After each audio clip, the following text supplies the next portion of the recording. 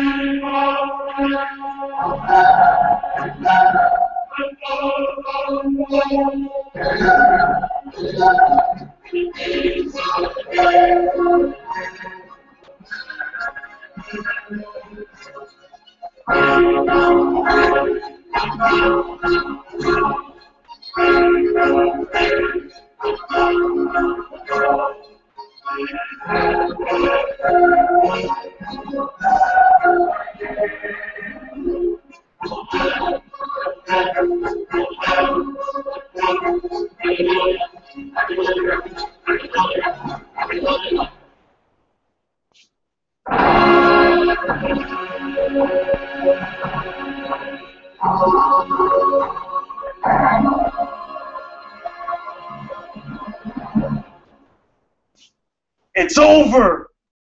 Bullshit month is over! And I had to play that damn song because I'm just so happy it's over. I don't have to deal with it anymore. We can move on to bigger and better things, guys. I know it's kind of out of the norm for me to play like classical music, but it just fits so perfectly. I loved it. But anyway, let's get started. Hey guys, it's the Black Critter Guy, and welcome to the end of Bullshit Month Celebration Live Chat. I hope you guys are having fun so far. First things first, let's start off with the drink of the month. This time it's going to be good old V8 Splash, Mango Peach. I just bought this recently. Actually, my roommate Victor bought it when we went to go to the store, and it just tastes fucking delicious. And then I just got addicted to it. So now it's the drink of the month. So yeah, that's the first thing we're gonna do. But I'm just so happy that bullshit month is over, honestly. I apologize that, again, the live chat was not at the end of the month. I'm actually going to visit my father down in Tampa here in Florida this weekend during Labor Day weekend. So I'm going to be spending time with him, so I wasn't able to do a live chat. So I decided, you know what? Let's do it on a Friday. Why the hell not? But let me read some of the comments. Let's see who's already here. We got Otaku with Glasses, welcome. Dragon Slayer 817, welcome. I sent you that message, by the way, so go check your messages.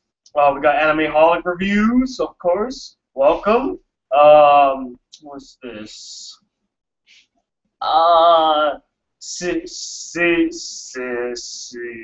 It's not cyanide, it's like Sinade and Face. If I pronounced it wrong, I apologize. We got Shane Lord, welcome. Diamond Hole Gaming PvP, welcome.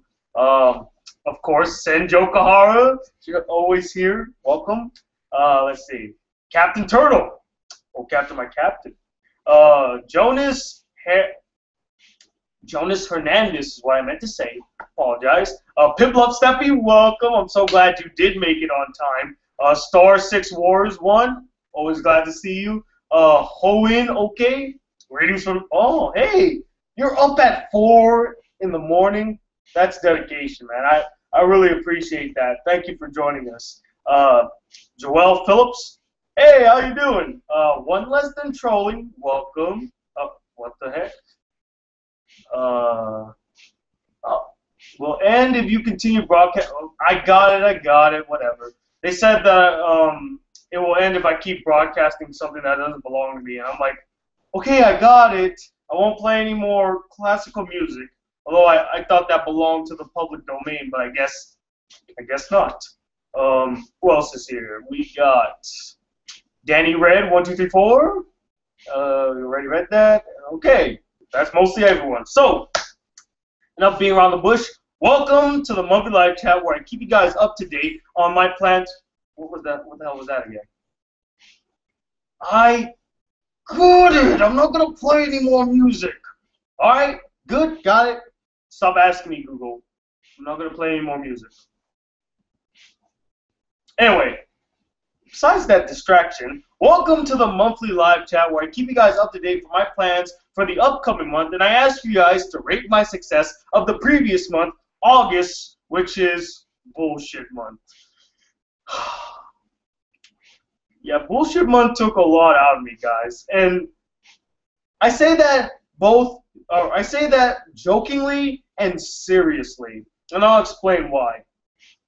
I say it jokingly because, yeah, it was a pain, but I also enjoyed ranting. I don't really do a lot of rants all the time. They're more or less like in the middle, or they're really good. So a whole month of ranting, it's fun. It's a bit exhausting, guys. I'm not gonna lie, bit exhausting. But the reason I said it's also seriously is because I'm not gonna lie, guys. Recently, I've been kind of burnt out is the term I'm going to use. And for those of you who don't know what it means to be burnt out, it's when you do something so much over and over again that you just get tired of doing the same thing over and over again, that you get burnt out. And I'm not saying that I'm quitting. I'm not saying that there aren't going to be any more Black Critic Guide videos. I would never give that up. But it got a bit exhausting later on to be like releasing a review or releasing a video on a day-to-day basis. And sometimes I'd be sitting, is it still doing that? This hangout on air will end if you continue broadcasting content that aren't authorized to use. Okay, I got it. I'm not broadcasting anything that doesn't already belong to me. Anyway, so I've been feeling a bit burnt out, and with the start of the new semester, it's just really difficult to get back in the swing of things because I got to balance school and YouTube and work. So I got 3 things to deal with right there, and sometimes I just find myself like sitting here and and just being lazy, like just watching, like, I think this month I watched a lot of the Amazing Atheist. Yeah, I got addicted to that guy. He's as you can guess, an atheist here on YouTube. He makes pretty interesting videos. I blame Joe from Agree or Disagree for getting me hooked on him, but I find him interesting and he's pretty thought-provoking at times. Also, I was watching a lot of Family Guy, again, thanks to Joe. So there was that. And yeah, man, it's just been like that for a while. I'm just right now at the moment trying to find my groove again, you know, get back into the swing of things, and I'm trying to trim down my videos. Lately, I feel like every time I do a review, it takes me about an hour or 2 hours to record a 10 to 15 minute long video. That is fucking ridiculous. But I'm a perfectionist. When I feel like I didn't say a line correctly, I go back and do it again until I feel like I got it down. And that takes a while. Like, if you guys were to see my true video process, you would get bored really fast and irritated really fast. Just imagine doing it. So I'm trying to see if I can, like, trim that down and actually have my thoughts ready when I'm doing a review, you know? I like to keep it still extemporaneous, which means it's a mix of being a little prepared but doing it on the fly as well. That's how most of my reviews are. I write down a few notes, but I mostly do it ad-libbed, impromptu. Like, I like how I'm doing this video. And it's worked for me for a very long time, and it still works. It's just that I feel like the process is much longer now. So, but yeah, enough of that sob story. Let's get into some of the things I'm going to bring up here on the live chat. First off, as always, I ask you guys to rate my success of the previous month, August, which we're still in, kind of. So rate me on my success this month. 0 being like the worst, like you did terrible this month, Tony. You need to try again, go back to the drawing board kind of thing. Or a 5 out of 5, like you did excellent, Tony. It was everything that I wanted to see this month. You are awesome. So please let me know in the comments below. As I told many of you, if you watched my last live chat back in July, I made mention that in September I'm actually taking a break from watching anime because September is going to be nostalgia month, where basically I review old TV shows that I watched when I was a kid, things that make me feel very nostalgic. And I actually have it all planned out. The month is going to be chock full of old TV reviews of like childhood shows that I grew up with, and also a few top 10 lists coming your way.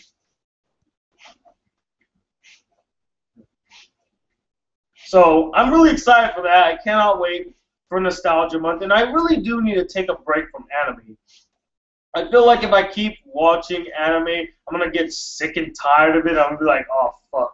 I got to do a review again? Okay. And I do this weekly. Most reviewers, they take about a couple weeks, then they release a new anime review. Me, it's weekly. There's always a new anime review. So you could tell it got pretty exhausting. Now again, I'm not giving it up. I'm just taking a little break. And then when October comes, I'll be back in full swing for horror month. I mean, that one's like a no-brainer. If it's October, it has to be horror month. Just like if it's February, it has to be romance month. There's no other theme to go with for those months. They're cemented forever. But so this month I'm going to be taking a break from anime reviews, and I'm going to be reviewing some old TV shows, giving you some top 10 lists. I still will be having movie reviews coming out, and also doing movie warfare and TV warfare with Joe from Agree or Disagree. And I would also like to know, guys, what do you think about the movie warfare and the TV warfare segment? And did you know that we also did TV warfare on Agree to Disagree's channel? If you did not know that, every other Tuesday we would switch off. Like one Tuesday will be on my channel, that will be movie warfare. So if I did a movie warfare last week, this week we're doing a TV warfare on his channel, Agree to Disagree. And if you have not checked out their channel, please go subscribe to it. I'll put a link probably at the end when this is all wrapped up and said and done. because I really like working with Joe. He's actually one of the, not first, but he's one of the few people here on YouTube that I really have a great rapport with, you know? We just got along really well. Yeah, we disagree on a lot of things, but we also we have this connection. And it's really strong, and I just love working with the guy. The guy is just really awesome. I'm glad I was able to meet him, and I'm glad the Geeky Awards were able to bring us together. So, again, let me know what you guys think about movie warfare and TV warfare. What else? I mentioned that it's going to be Nostalgia Month. We reviewed old TV shows and all that stuff. Taking a break from anime. I think that's about it. Yep, that's about it. I guess let's talk a little bit about this month. This month, man. Man, those animes. Mm-hmm. You know what? No, I'm not going to talk about it. Let's just read the comments now. I'm going to read the comments. I don't even want to think about the month. So, here we go, guys. Oh, you know what I want to know? Here's what I want to know. I actually recently got a comment from somebody who I guess is new to my channel, and they brought up the whole issue about the video length and video quality. This is something I've always brought up in other videos. I'm a bit self-conscious, I'm not going to lie, but it does bother me a little bit. But I do agree that many of my videos are really long. I could go on for quite some time. Hell, I spend 2 hours every month doing a live chat where I just sit and I talk. So, but in all honesty, guys, what do you think about these long videos? What do you think will keep you watching? And if it's already good, let me know. Like, oh, Tony, I really love your videos. Your personality is the thing that brings me in. Do you feel like you can only watch up to a certain point and then you kind of get tired with it? I would really like to know your honest opinion, because this kid, what I appreciate about him is that he was really blunt and honest, but not condemning. He did not condemn me. He's like, oh, your videos are way too long, man. This is why you're not growing so fast. You need to cut your videos down. He said it in a very respectable manner to where, you know, if you want to see some growth, you might want to, you know, shorten the video. And it's been something I've been trying to do. Just every time I just end up pushing the double digits mark. I have no effing idea how I keep doing it. No clue, because I feel like every point that I make has to be mentioned some way, shape, or form, because it's all part of the total package, the total thought. If that was taken out, I feel like it's half of a video. And I hate half-assing videos. I feel like I have to do them fully. So yeah, let me know about that. Let me just read through the comments now. Let's see. What was the last one I read?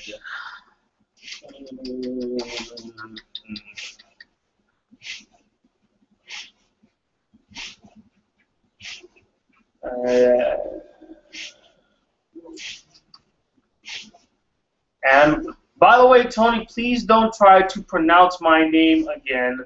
Wink. It's 5 a.m. here. Wow. Early. Fine, I won't say your name again. First live chat I actually see live. Well, welcome, Captain Henderson. Good luck saying. Good luck. That guy, I tried to say his name earlier. It's like fucking face. That's not his name, but I can't say it. He's right. I can't. I literally typed random letters. That makes sense. Oh, let's see. What comment should I read first? Travis Fillion, I have been skipped. I'm sorry. Sometimes YouTube is fucking weird, or not YouTube. Google is fucking weird, and sometimes it just doesn't pop up. There's a guy behind you.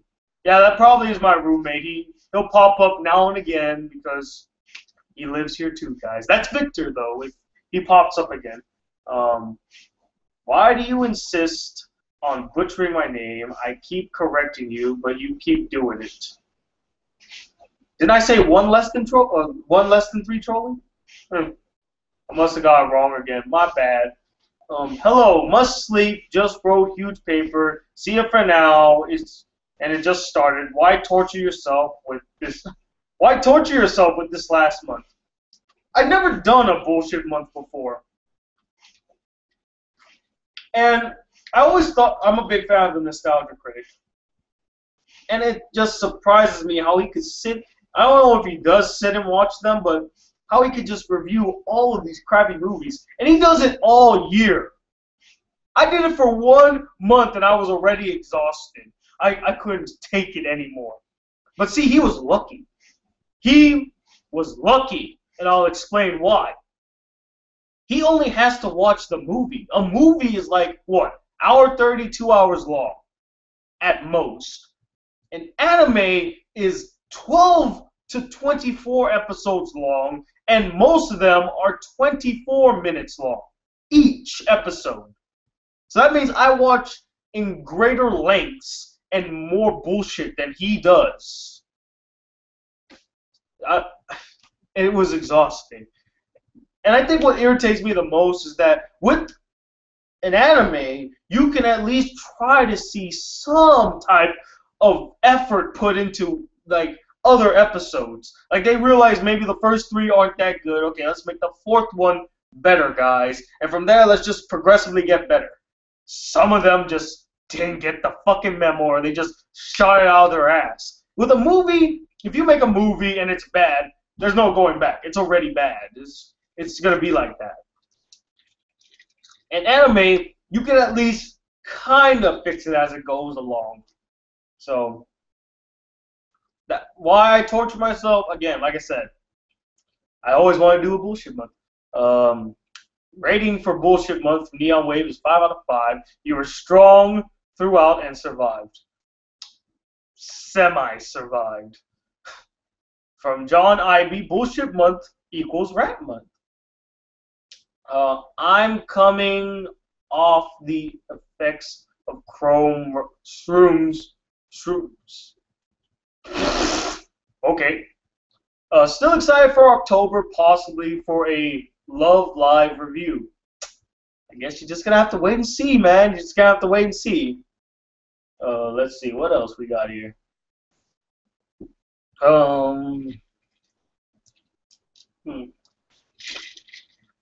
I tried to do a bullshit marathon. Terrible idea if you saw my videos. Ooh, that must have sucked, huh? Ooh!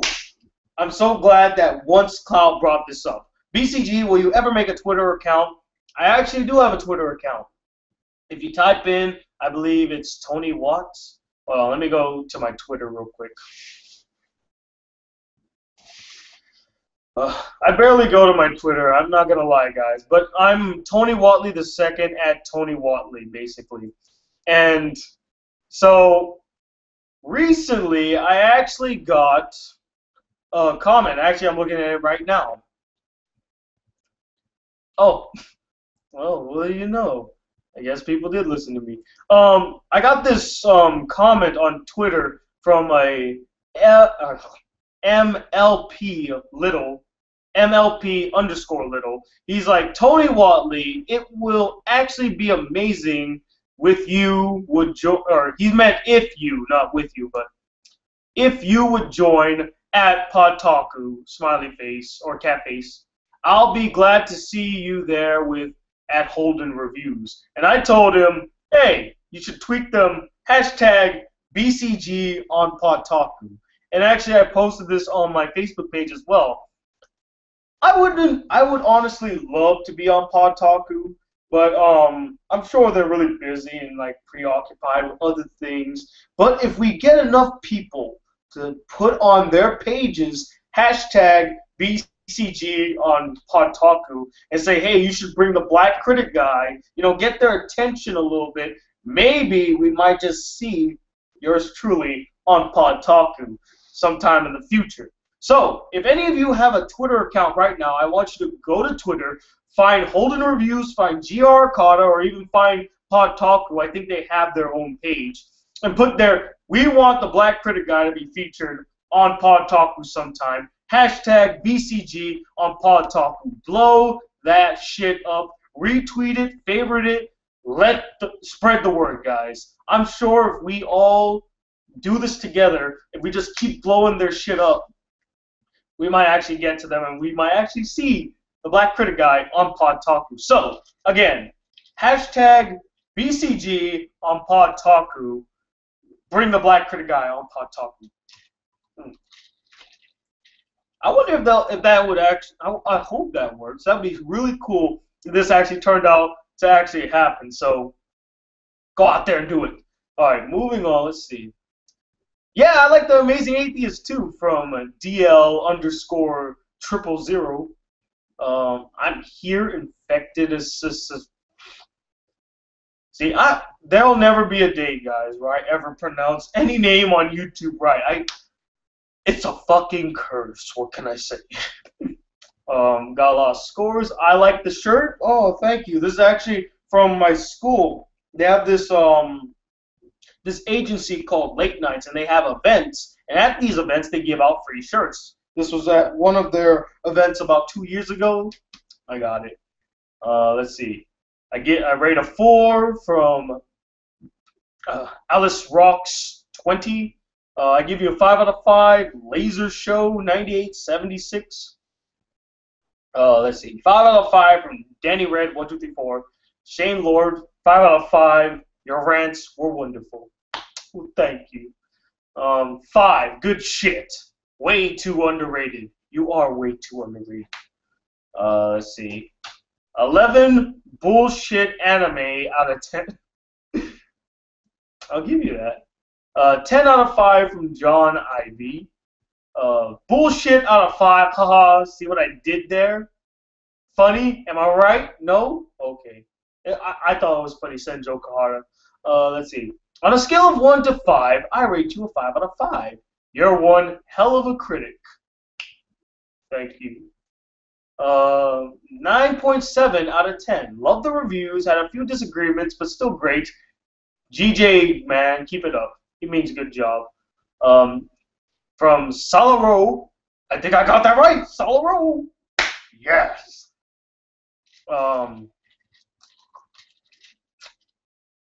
Tony, you did 5 out of 5. I don't remember any problems I had with you. Appreciate that. 1 less than 3 trolling. I'm pretty damn sure I said this right this time.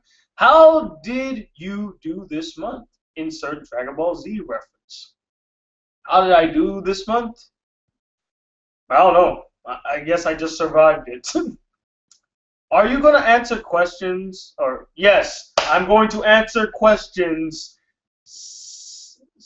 You know what I'm going to call you? See-in-eyed and face. That's what it kind of says. See-eyed and face is what it is. Yes, I am going to answer questions. If you guys have questions now, post them like crazy. For the next hour and a half, I'll be answering your questions. And if I think of anything else to bring up to you, I'll make mention to it. Most of my live chats are like this. If you're new to my live chats, it's basically me sitting down here, reading your comments, and kind of just talking to you guys, opening up to you guys, and letting you guys know things that are on my mind. I really enjoy these live chats, honestly. I mean, yeah, I don't get to deal with them really in person, but it's still a lot of fun to just like sit and read your guys' comments. You know what actually happened today? I don't know if many of you watched Beyond the Trailer, but they actually, the host of it, Grace Randolph, she released her special video with all of her fans, like talking about how much they loved Beyond the Trailer and stuff. Now, this has been in the works for like about, I want to say 2 to 3 months. I remember recording it back either in May or June. I'm not quite sure. But I purposely wore my I Love Guam shirt so that I'm like representing Guam, I gotta get seen here. But she put up that video. It was really nice, all these people from different parts of the globe too, and how much she had an impact on them. It's really touching to see that. And I feel the same way when anyone would ever comment like, you had such a profound impact, and you really brighten up my day and stuff. It's really a good feeling, guys. It's honestly nothing like it, And I appreciate you guys coming back and dealing with me just sitting on my ass doing a live chat. So, cheers to you. This drink, this is for you. You know what? I'm going to chug this.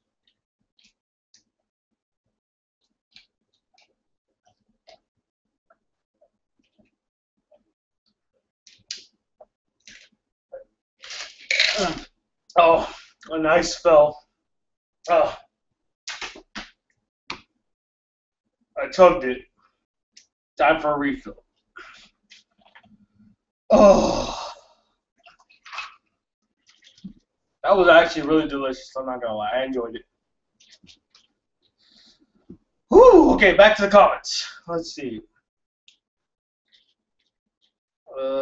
Bullshit month was funny, but I prefer when you have an opinion or something that isn't complete shit. Don't worry. Next month, I promise you, real opinions will be said. Although all the reviews I did, they were my real opinions. It's just that they're all shit. 4 out of 5. Only reason it's not 5 out of 5 is because I worried you might be burned out by bullshit month. Well, you know what? That was probably the case. As I mentioned earlier, I was a little burned out by it. 4 out of 5 because you saw bad anime. JK, 5 out of 5. I always like your opinions, even if we agree or disagree. I respect that. And I respect you, Joey. You know, sometimes we all won't agree, man, and that's just going to be the case. Oh, I forgot to mention. For the next 2 days, August 30th and August 31st, I'll be releasing my top 10 favorite summer movies of 2014 and my top 10 most disappointing summer movies of 2013. Which one's going to go first? I guess you're just going to have to wait. It comes out tomorrow at 12 p.m. exactly. So, stay tuned for that. It's another long video. It's about 15 minutes long. I was so angry. I thought I was going to at least get it down to like 10 minutes. Nope. 15 minutes. Fucking hell, man. Let's see.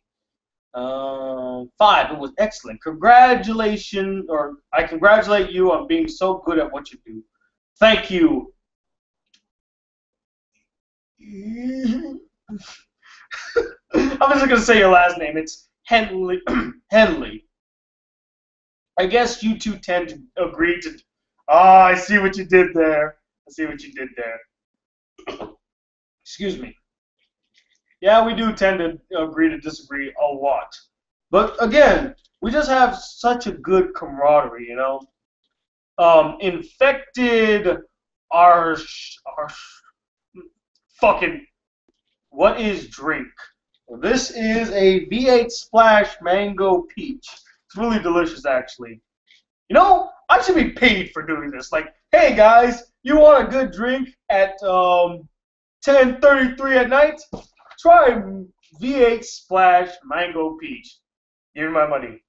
No, I would never do that yet. What? You know what? That's my question too. Like, if somebody started to do like product placements in their videos, would you guys hate that? Would you be irritated by that, or would you understand that the reason that they did that is because one, they were either forced to do it, or two, they needed the money to do it, and the only way they could do that was having to do some bullshit tie-in advertisement to do it. Well, that's the one thing I always wondered. Whenever I see product placement, there is always a reason behind the product placement.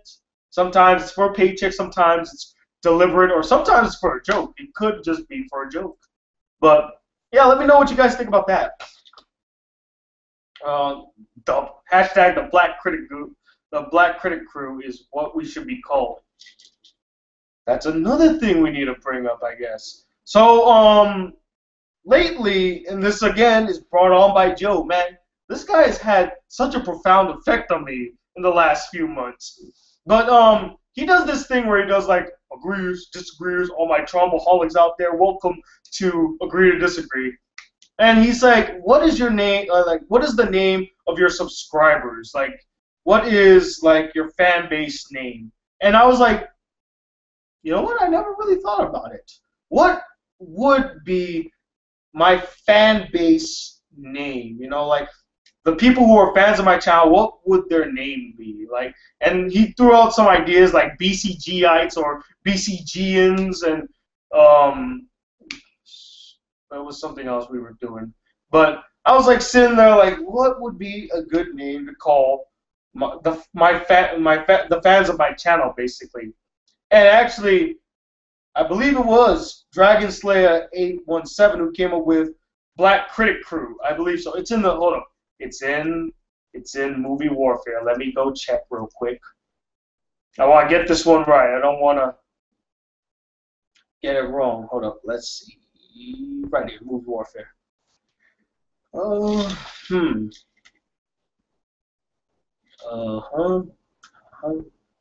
Going down. Where's that hashtag? Well, hashtag Tony should win. Nope, not there. Where the hell did it go? There we go. Let's see. Oh, Black Critic Crew. Here we go. Black Critic Crew. Who started it? Oh no. So I'm guessing it was John Ivey. I think John Ivey was the one who started it. Just want to make sure. I'm gonna say it was John Ivey.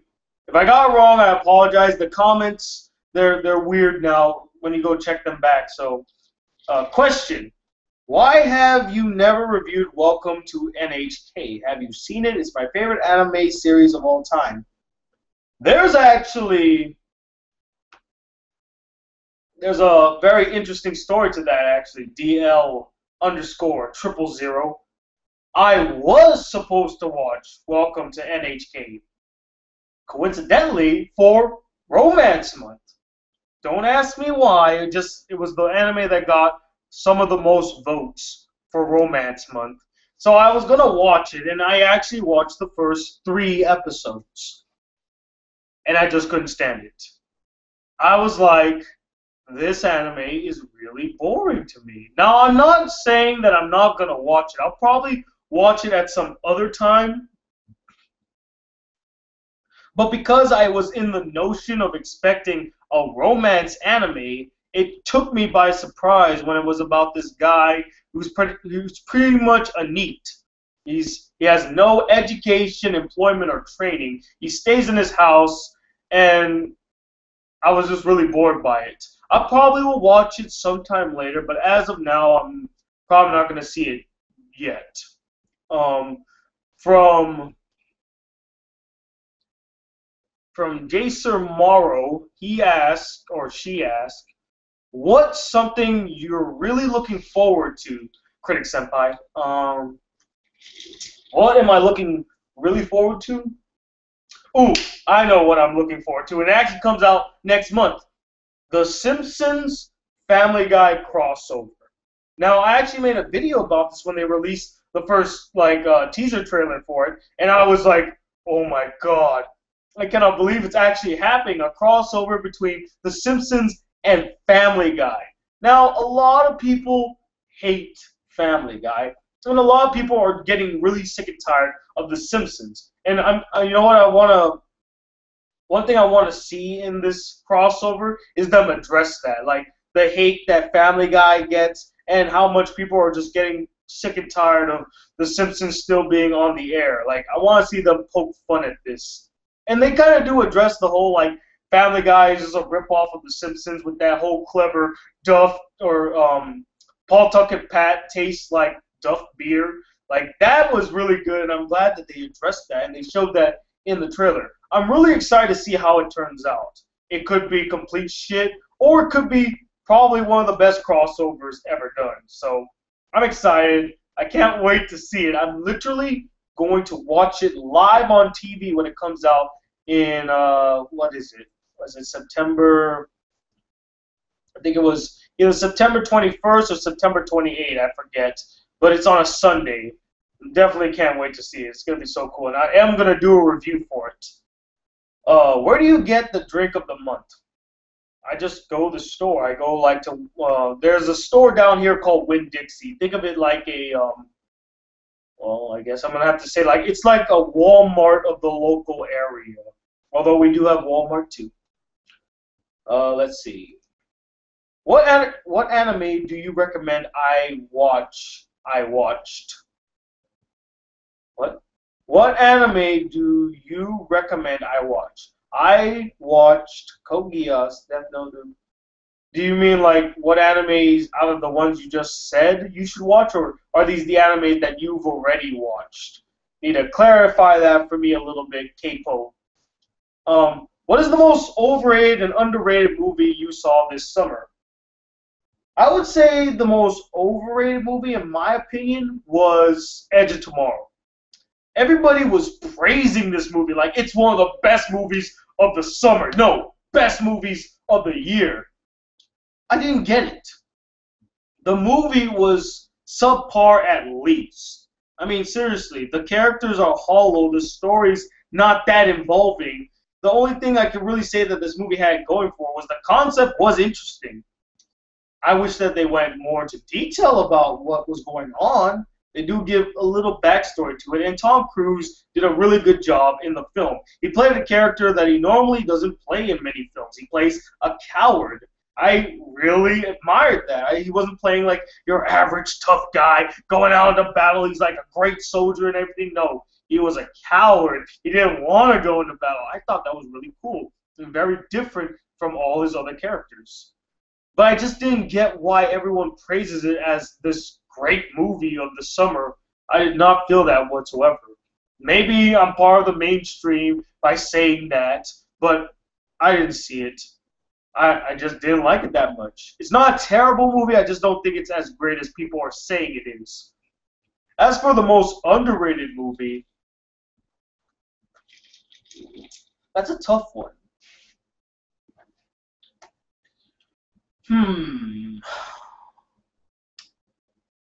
I guess I would almost say like How to Train Your Dragon 2. I was so sad that it kind of bombed at the box office. I mean, seriously. It came in number 2, and it stayed at number 2. It never once went to number 1. I don't understand. We all loved the first one. Where was everybody? Watching 22 Jump Street and then going to watch Transformers Revenge of the Fuckers? I don't know. Seriously, I mean, I enjoyed the Transformer movie this year, but it's nowhere compared to How to Train Your Dragon 2. And the fact that it bombed, I mean, seriously, what is wrong with the American audience? It's shit like that that makes people like Michael Bay more richer and like accurate when they say like, oh, the reason I do the same shit is because that's what people pay to see. He's not wrong, because we all went to go see Transformers, what the fuck ever it's called. You know, if we actually put more effort into seeing great movies, then we won't have to see movies like Transformers, which does the same shit over and over again. Instead of complaining about how bad Transformers was, go watch a good movie, support that good movie so that Hollywood will say, hey, that was a successful movie, and it was really good. Let's duplicate the success. When you pay for a movie like Transformers, the suits are going to think, wow, that movie made a lot of money. Let's make another 500 Transformers movies. And the cycle continues. You see? The cycle continues. But yeah, I think How to Train Your Dragon 2 definitely was an underrated film of the year, or of the summer. Other than that, I can't really think of any other film that came out that was really, really underrated. I would almost say, here's one, The 100-Foot Journey. It was a breath of fresh air to watch a very low budget, small type of movie, almost in the same range as The Help and stuff. And it just had a really touching story. I liked it a lot. I'm kind of sad that I didn't do a review for it, because it was a really good movie. Like, it's just a really good feel-good movie. If you want to watch a small feel-good movie about people that cook, I mean, it's a good movie. I liked it. If you have a chance, go see it, either in a theater or on DVD. I think Pupa and Mars of Destruction were my favorite reviews for Bullshit Month. The other reviews this month were also good too. Um, what else? From Hayashi Yuki, I believe. If I again bad at pronunciations, but they ask, why do you dislike incest anime if it's between step siblings? I dislike it because I feel like it ruins a pure family relationship with sexual interest. I mean, you there you go. That's exactly how I feel. You put it more elaborate. You said it more elaborately than I did, but that's basically how I feel. I don't like it because it does ruin that whole pure family relationship, and I just feel like it's a cop out to have the brother and the sister hook up. Why can't you actually take the time to develop a strong brother and sister sibling relationship? Is it really that hard?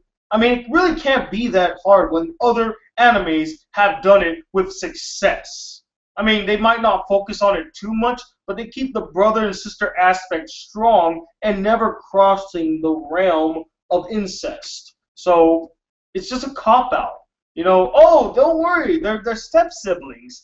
It's okay, it's fine. And a lot of people do say that there are the laws in Japan allow you to date your stepsister if you just if your dad marries a new woman and she had a daughter, then you can date her, which I think that's just weird. I wouldn't do it.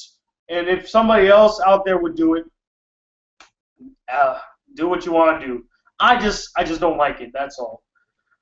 Tony, would you consider doing episode reviews on anime when fall season starts? I understand if it's too much to ask, though.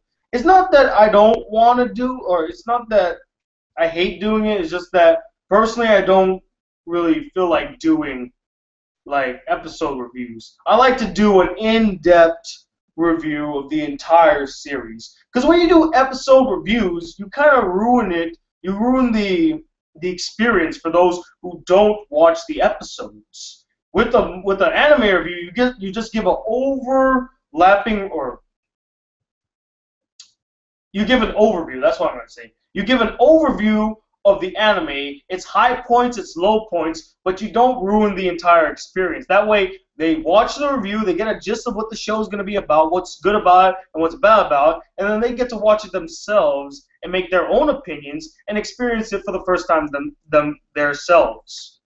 With the episode review, you basically go into full detail about what happened in this episode. Oh, this happened in this episode, and this happened in that episode. And it takes away from the experience, in my opinion. Plus, I find it so tedious. Some episodes, nothing really happens. So what's there to review? Oh yeah, the characters, they talked to this one person, and then they went on to this one place, and it's a setup to the next episode. There's not much to review there. It's just either a setup episode or not much happened. And a lot of the animes that I watch are like that, where there are episodes where nothing really monumental or huge happens. It's not like Game of Thrones, where almost every single episode something humongous happens that if you didn't see it, you missed out on something. So that's why I don't do episode reviews. From the Obi Kobe HD, how did you get all the way through Kiss X Sis? I couldn't last through the first episode. Freaking terrible show. I just pushed through, man. I pushed through. I swallowed my tongue, and that's how I did it. I just pushed through on it. It was really hard. I'm not gonna lie. It was really hard. But for me, I can't really see myself just not completing an anime. I've never walked out of a movie, and I never just dropped an anime. I would say the only exception is Princess Tutu, but I since have put that back on the shelf, and I will rewatch it because I feel like I was unfair to it. But I never really dropped anything, and I don't know if the day will ever come when I do that. I don't think there's ever going to be something so awful that I just will walk away. Even though I have seen movies and animes that are very awful that I could have walked away, but my pride wouldn't let me. Like I felt like I was in a battle. I had to beat them and not succumb to their awfulness. If I succumb to their awfulness, they won. I'm gonna be like, no, fuck you. I'm gonna finish you. Then I'm gonna talk about how bad you are. That's why I sat all the way through Kiss X Sis. And again, Kiss X Sis did have a few good moments in it. There were some characters that I did like, and that ending theme is still catchy as fuck. I downloaded it and I listen to it every day now. Yeah, it might have the two sisters dancing and talking about their steady boy, but it's still a really good song, guys. And I watched the videos where Japanese girls actually do the dance. I was like entranced, in love with that shit. From YZ Anime. Hi Tony, I know it's far, but if you can, in Action Month, can you watch Berserk? It is really awesome. I have actually watched Berserk, and it is pretty good. From Captain Turtle, will you make a month devoted to sports? I actually had this request many other times, and yes, I will. Next year, I'm thinking of devoting an entire month, probably March, to sports. So I'll watch all sports anime. That's actually the one genre of anime I don't think I ever really watched. I never really watched a sports anime before. I've seen an action one. I've seen comedy, ecchi, incest, to my everlasting shame. But I never really watched any sports animes. And I think the main reason for that is, I don't know, I just found them really boring. Like, how do you make a sport interesting in an anime? I remember the first one that I kind of saw. I didn't watch it fully. I saw glimmers of it. It was Prince of Tennis. I'm like, how do you make a show about a bunch of people playing tennis interesting? I never saw the appeal for it. It was like Mecha for me. I never saw the appeal for Mecha until I started watching shows like Code Geass and Evangelion. Not the series, but the Rebuild series. That I kind of was like, okay, Mecha's not as bad as I thought it was. So, the ones I want to see are like Hajime no Ippon. I want to see that one. I want to see Kokoro no Basket. What's that one? Free? The one about the swimming guys? Yeah, I said it. I want to see Free. Yes, I know it is eye candy for women, but hell, we guys have so much eye candy in anime. Why don't the ladies deserve some eye candy? Come on. Fair is fair, guys. They deserve it as much as we do. And who knows? Maybe it's actually a good story. You never know. I want to see that. I think Suzuki is not Suzuki. Suzuka. Is it Suzuka? I think it's Suzuka. I think that's also a sports anime. That one look interesting. So yeah, there will be a month next year devoted entirely to sports anime. Hey Tony, have you heard that the next episode of Death Battle will be Captain America versus Batman? What? Death Battle with who? Like, is it Screw Attack? Here, let me refresh real quick. Let's see. I'm pretty sure I got some new comments. Hold up. Gotta go back to the top. God, it's so quiet in here now. It's weird. Hey Tony, I know you saw the anime Pupa for Bullshit Month, and you mentioned that the scene with the brother being eaten by the sister, and you said, and I quote, I would have rather seen incest between them. Now, by saying that, wouldn't you be contradicting yourself about how you feel about incest in anime? You actually bring up a valid point there, Dragon Slayer. And yes, it does contradict me. But the reason I said that is because I would have been able to put up with an incestuous relationship with the brother and sister in Pupa because I'm used to it. I've seen it before. I'll be like, oh, it's another incest anime. Great, the brother and sister are having sex. Oh, man. Oh. But I've never seen an anime where a sister devours her brother, literally, not figuratively, like they're having sex and he's eating her out. I mean, literally, she's eating his flesh off of his bones. I never saw that shit before. And a reason I said I would have rather seen incest between them is because I was used to it. I would have been able to put up with it and just say, oh, it's another anime doing incest. But to have them eating each other was just like, ooh. That is why I said I would have rather them had sex with each other than actually seeing her eat him alive. That's why I said it. I know it was contradictory. That's why I said, and if you remember when I said that, I said I'm gonna say it. I thought I wouldn't say it, but here I go, and then I said it. And yeah, that's why I said that. Moving on. What are some of your guilty pleasures? This is from In You Con or no, In You or In You Conan Doyle. In You Conan Doyle. I think I got that right. Did I get that right? I hope I got that right. What are some of your guilty pleasures? I'm guessing like guilty pleasures with anime or movie. I could do both then. Guilty pleasures. Bobo Bobo Bobo is probably my biggest guilty pleasure for anime because I know it's bad, I know it's silly, I know it's stupid, but I just have so much fun watching it. It's so good in a comedic aspect. Really raunchy, not raunchy, but just bizarre comedy. I guess another one is Ninja Nonsense. I'm a huge fan of raunchy comedy and absurd comedy. Ninja Nonsense is chock full of this shit, and it has me laughing every single time I see it. It's just a really fun anime. As for, I would say Family Guy is another guilty pleasure of mine. I know it's not great, but the comedy is pretty good in there, and I do love their creative action scenes. They're really, intense and entertaining. What else? What else do I consider a guilty pleasure? I actually, you know what? I liked Shrek the Third. I know a lot of people didn't like Shrek the Third, but I found it mildly entertaining. It might not be the greatest film ever made, but I enjoyed it. Another one is Horn Hears a Who. Now I feel like this film got shat on by everybody, and I don't think it deserved that. Yeah, it's not as great as the Dr. Seuss book, but again, when is a film ever better than its book? Like its original source material. Everyone always says, "Oh, the book did it better."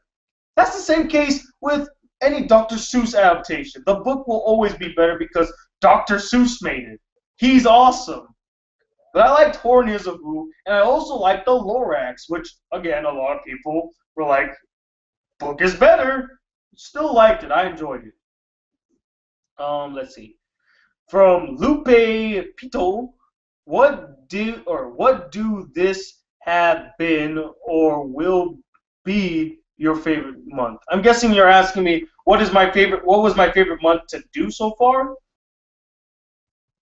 I would not say Bullshit Month was my favorite month to do, although I did get some kick out of it, although not that much. I enjoyed it a little bit, I'll say that.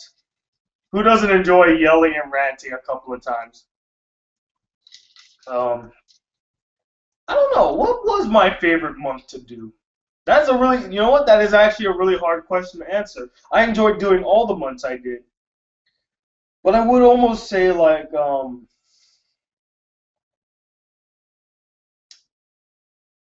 action. No, I had a few problems with Action Month. Top 10 month? Top 10 month wasn't bad. The reason I like top 10 month is not only did I do a lot of good top 10 lists, but some of the animes I reviewed that month were really good. The last two, not so much, but I like the first two. Like, the first two, I believe, was No Game, No Life, which is still one of my favorite animes I saw this year. And then the next one is Defrag. Defrag has slowly become one of my favorite comedy animes. I've watched it so many times, guys, that I lost count. It is literally the Baka and Test of this year.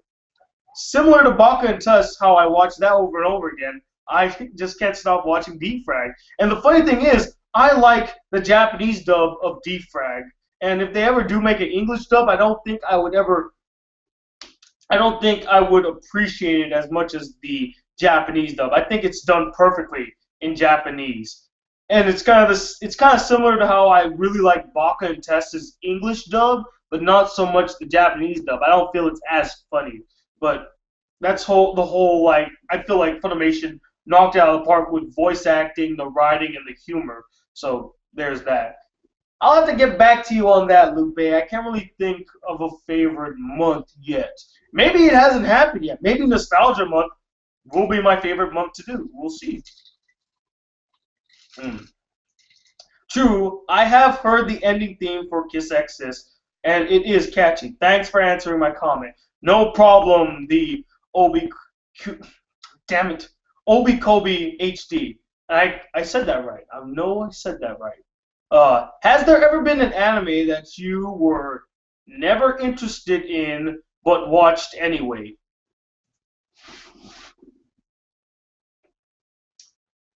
Huh.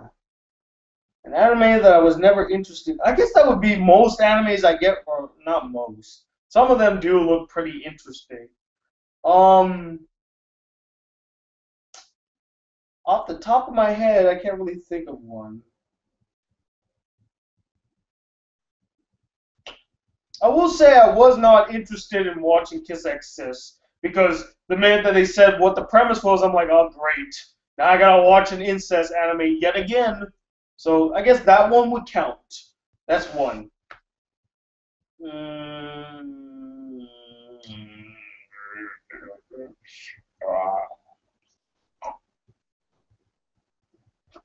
No, I really can't. That's the only one that really comes to mind. If it's an incest anime and I'm told right off the bat that it's an incest anime, I'm going to be like, I don't know. I'm going to have to rethink that. So, yeah, that would count. From Anime Loving Bagpiper. Hey, Tony, have you been watching Legend of Korra or Sailor Moon Crystal? No. But I will be watching Legend of Korra Season 3 this month, and probably will have a review out this month as well, so stay tuned for that. What do you think about Tokyo Ravens from Jose Sanchez? I have not seen it yet. I'll probably check it out once I have the time. Let's see.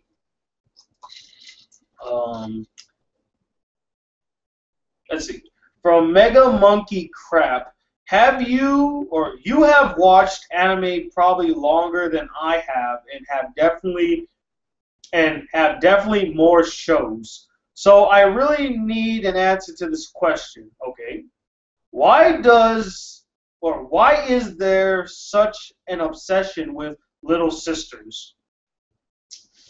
From what I gathered over the years and from what I looked up to is that a lot of animes, particularly ones dealing with incest, love to tackle the issues of incest, necrophilia, and stuff like that because they're social taboos.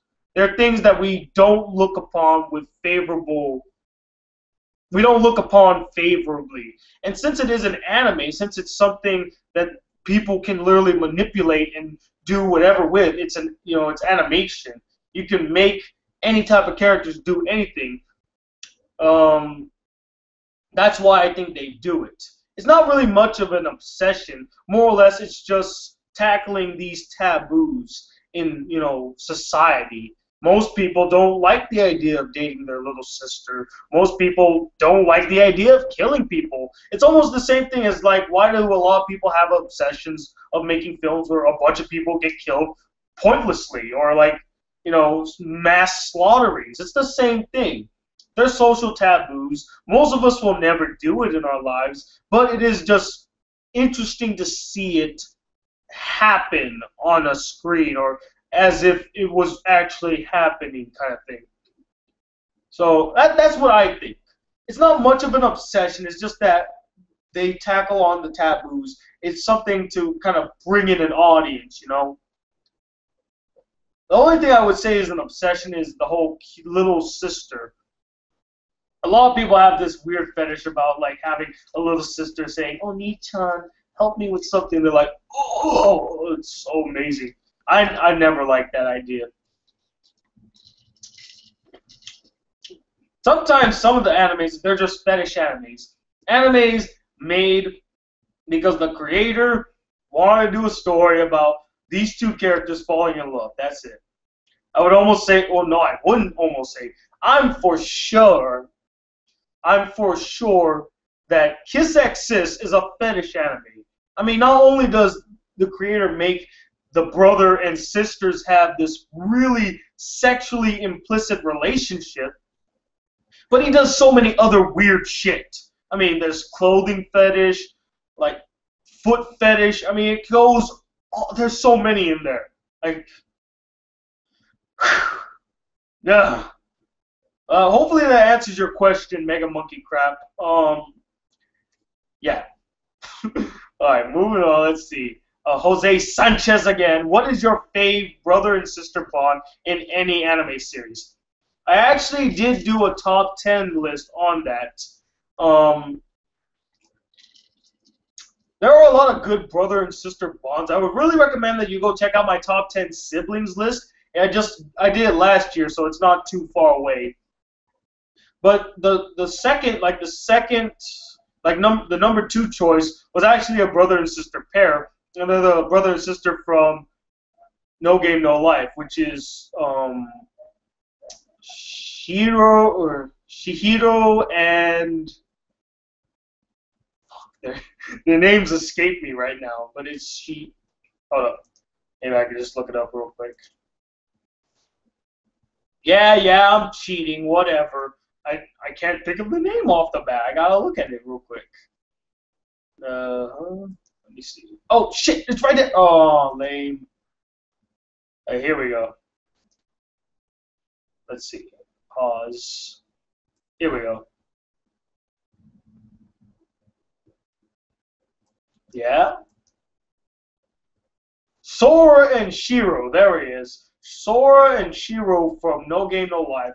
I really liked their brother and sister bond. They are just really close, and I feel like they have a strong connection, and they never veer on the line of incest. There's only one episode that I remember from the series where they do kiss, but it's not like a passionate embrace, like, oh, I'm kissing my sister. It was part of a strategy to defeat their foes. It was a strategic kiss. And a lot of people are going to be like, no, they kissed because they wanted to kiss. It was all part of a strategy to beat the person that they were trying to fight. I really like their bond. Again, they have a really strong bond, and I felt like they were just really close. Like, no matter how many times she sat on his lap, it never came off as very sexual. It just felt like they had a really strong bond, and they were very close, that they were comfortable with each other. So that's a really strong brother and sister bond. Again, I would really recommend checking out my top 10 siblings list. Moving on. Out of Kiss X Sis, Pupa, and Mars of Destruction, I actually didn't dislike Kiss X Sis. Cause, take away the incest. I hate incest in anime. I believe it was a fun anime to watch, but of course, I respect your opinions 100%. Those OVAs, though. I've never seen the OVAs. I never planned to. Have you? Okay, this is from Mark Granados. Granados. Have you had the chance to see Boyhood yet? And if so, what are your thoughts on it? And did it deserve all the hype it's been receiving? I have not seen it yet. Apparently they have not played it in my local theater. Fucking sucks. But when I do see it, I'll let you know, Mark. From Ashikawa Hon. I hope I pronounced that right.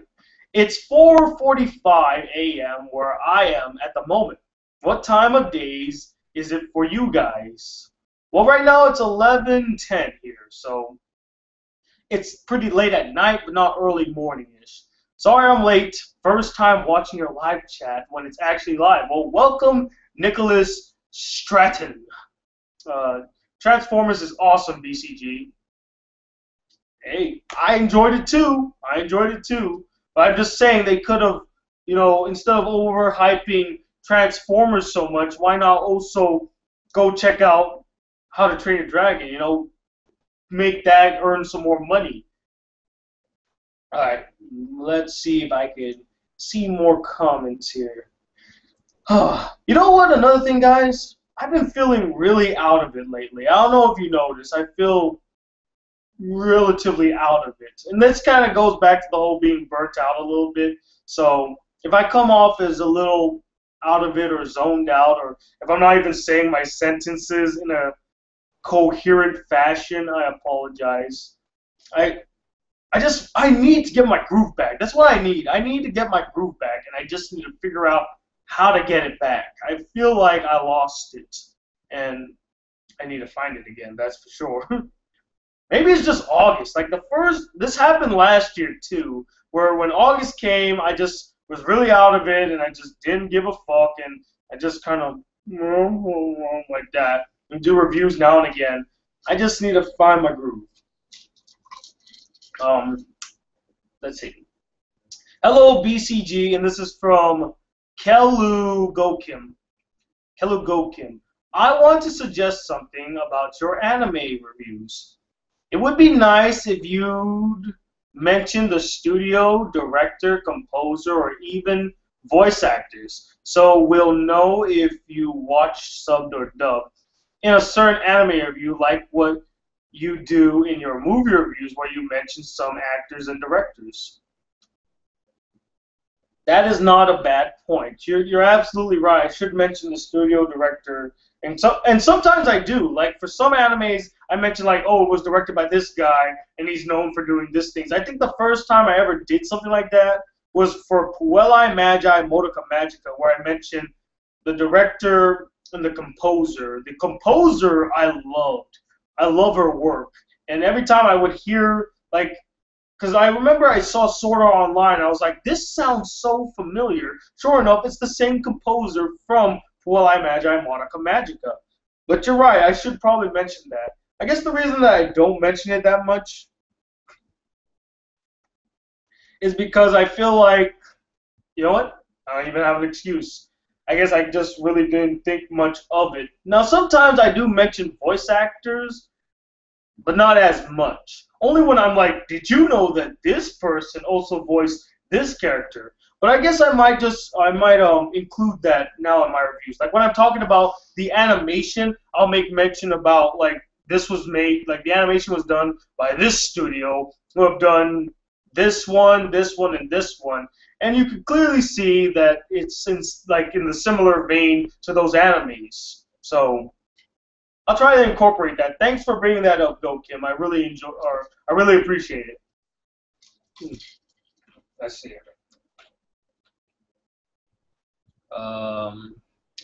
From Chase Morris, what new animes are you currently watching? If you're already not watching it, I would recommend the irregular at Magic High School. It is a cool anime that mixes magic and tech, and the only issue is the fact that the main character's sister is into him. It's one-sided though, so don't worry about incest. Yeah, a lot of big animes do that. Like I know in Sword Art Online, although I think that was his cousin, so I don't think that really counts. The cousin thing has always like been iffy for me. Like I don't really consider it incest that much. It depends, like like how close of a cousin she was. Is she first, second, third, something like that? It's that gray area for me. If it's like a sister and a brother, I'm like, no. Cousins? I don't know what to say. Okay, let's see. Hey BCG, it is sad that I caught your live chat while on vacation. Or is it sad that I caught your live chat while I'm on vacation? From Teddy Apostle. No, it's not sad at all. I mean, I would hate to force you to watch this while you're on vacation. If you want to go and have some fun during your vacation, man, you could go ahead and do that. But I appreciate that you stopped by while you're on vacation to watch this video, so I appreciate it. From Juliet Byrne, welcome. Let's see. Hey Tony, have you ever wondered why most characters in animes have bangs?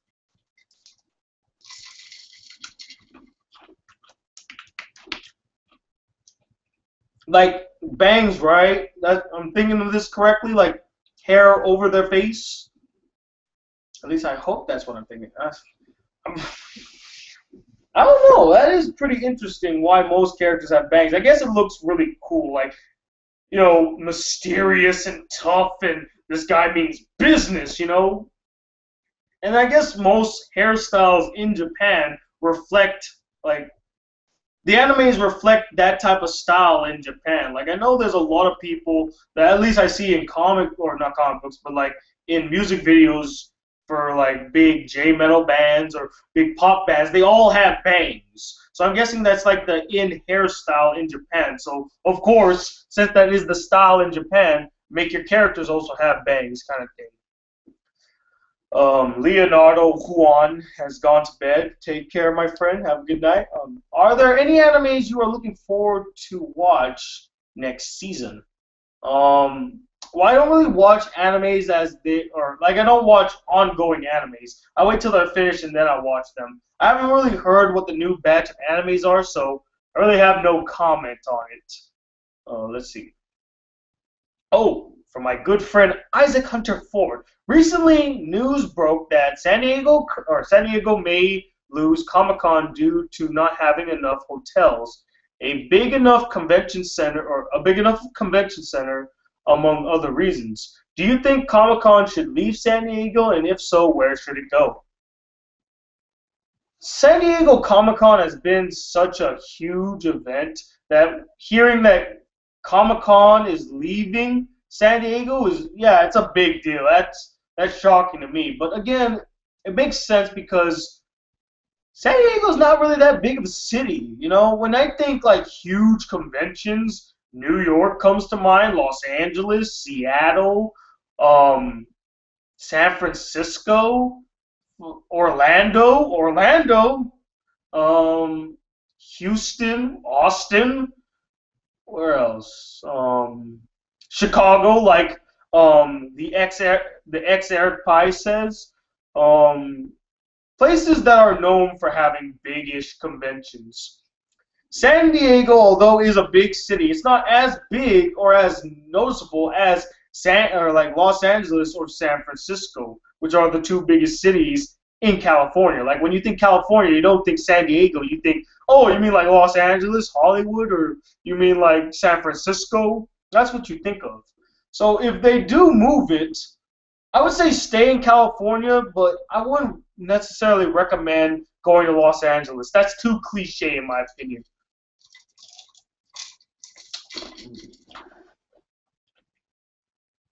Maybe San Francisco. Maybe San Francisco. I don't know.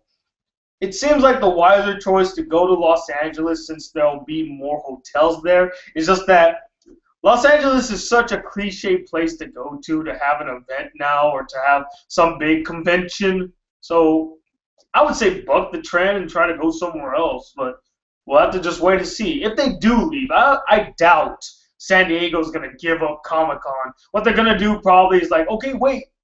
We'll make more hotels. We'll make a bigger convention center. They don't want to lose San Diego Comic-Con. That will hurt them if they lose San Diego Comic-Con. That is the fucking truth. So they're gonna do their damnedest to make sure they keep Comic-Con in San Diego. Let's see. From Ichibi Drop, what do you think of long-running anime? Does the amount of episodes discourage you from watching longer series? To answer your second question, yes. The amount of episodes does discourage me from watching longer series because as a reviewer, I need to get a review out as soon as possible. With long-running series, I have to invest a lot of time and effort to sit down and watch the entire series.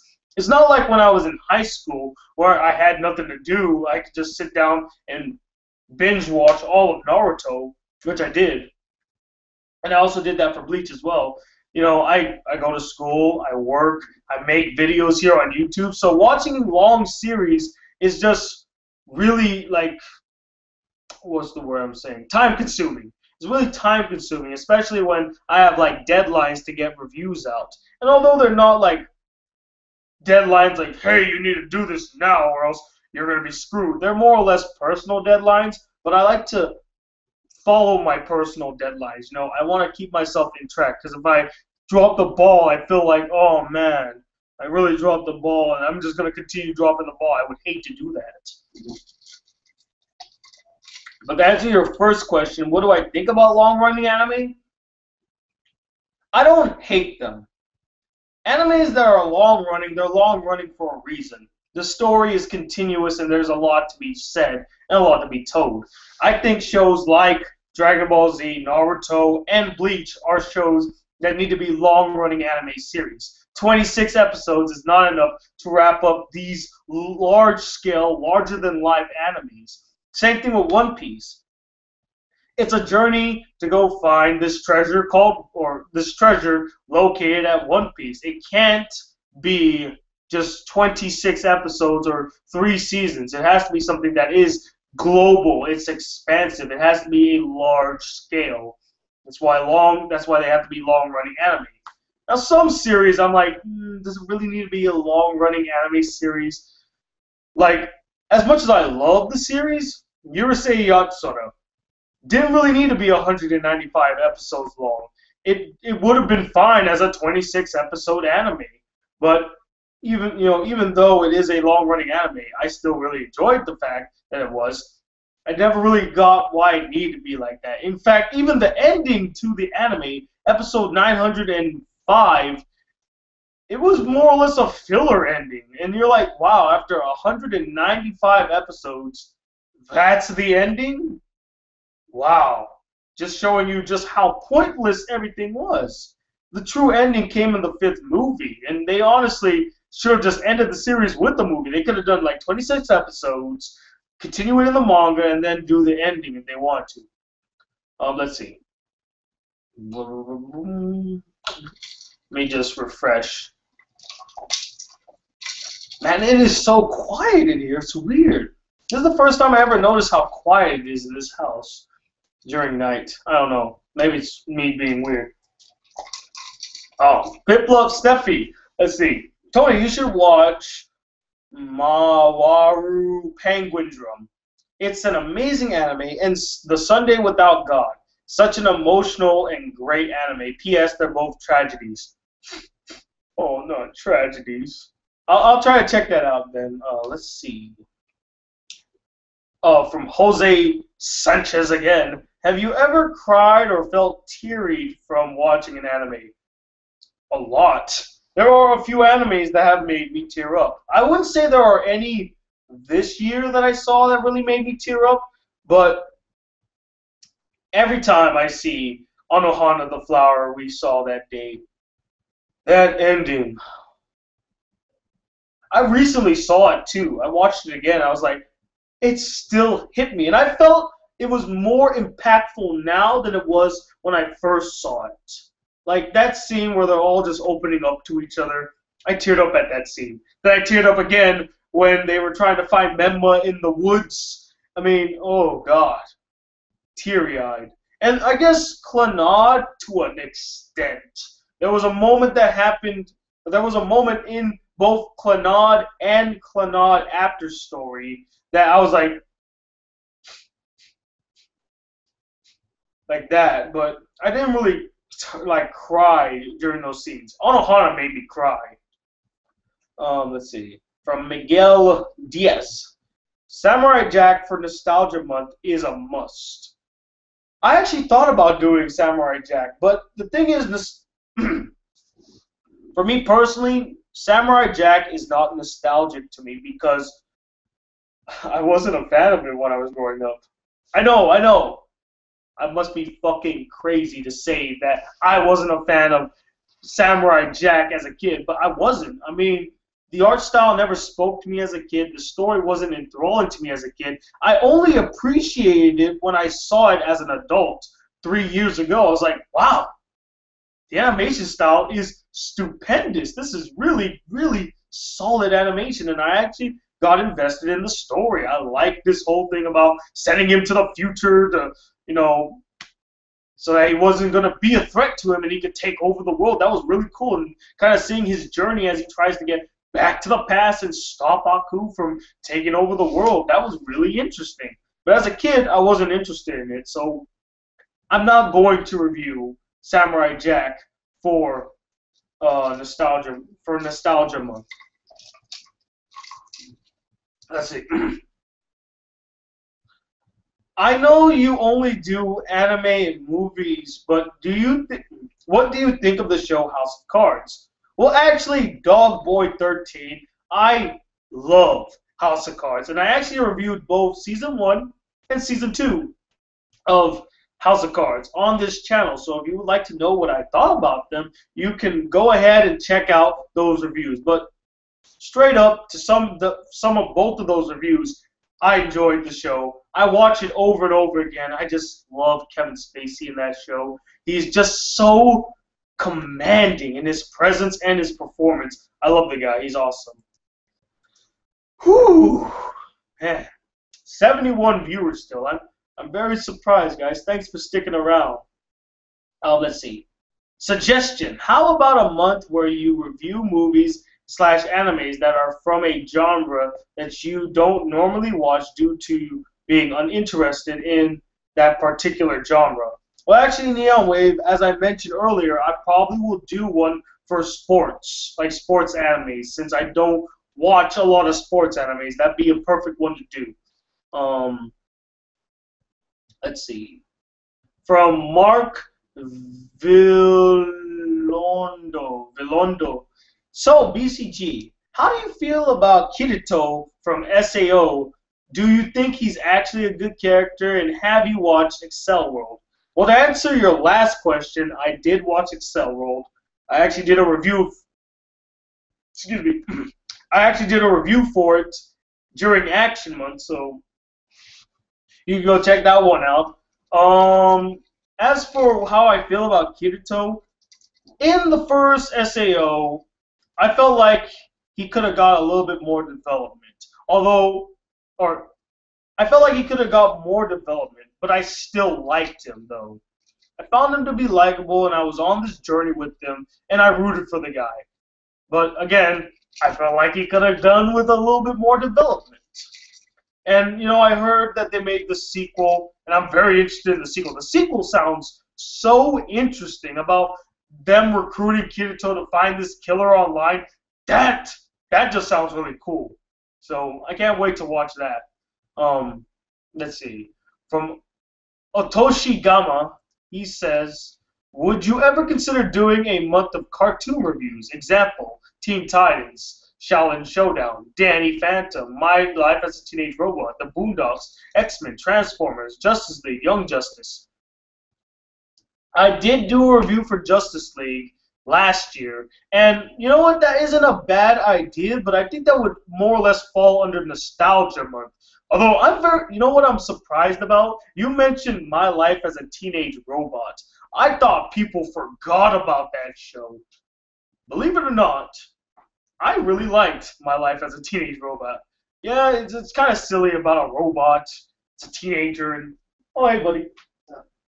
You know, it's a little weird about like there's a robot and she's a teenager and she has teenage angst, but she also has to fight and save the day. Like, why would you create? I mean, I think they do explain it in the show. I forgot, but why would you make a robot that has teenage feelings and has like these up and down feelings about things?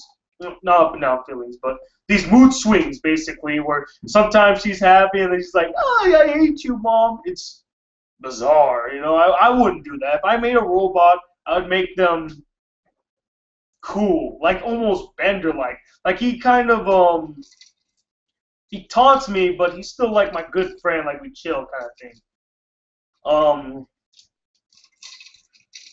Let's see. From Salaro, hey Tony, I've always wondered, what is your religion?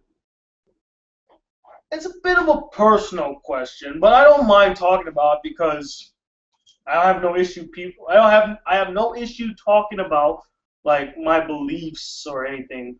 Truth be told, I'm not part of any religion. I'm not religious. I'm not religiously affiliated with any group. but I grew up as a Catholic. I grew up in a Catholic society, strict rules, strict upbringing, all that, and like the whole 9 yards. But I don't have a religion. I don't follow a certain religion. So that's it. And many of you might say, "Are you an atheist?" I'm not an atheist. Are you agnostic? I don't really think so. I don't fall into any category. I just take what I learned from the Catholic religion and I apply it to my day-to-day life. I respect those who, or I treat others the way I want to be treated. Basically, be good unto others. And I wish more Catholics and more Christians followed that example. I mean, if they did, we wouldn't have so many problems that we do nowadays. We wouldn't be condemning gay people. We wouldn't be, chastising people who don't believe in our faith. If we just followed the teachings of the Bible and of our faith, then there wouldn't be that many problems. But that's a tangent for another day. Now, let's see. So over on Princess, you asked me, have I seen the anime Anonatsu de Mataru? I have seen it. It actually is a review on my old channel, and I really enjoyed it. It was a lot of fun. The animation style reminded me so much of Anohana the Flower we saw that day. So, yes, I have seen it, and you can go check it out. Moving on, from Mega Monkey Crap again, another question for you. What's your favorite animation studio other than Ghibli? Mine is either UFO Table or Kyoto Animation.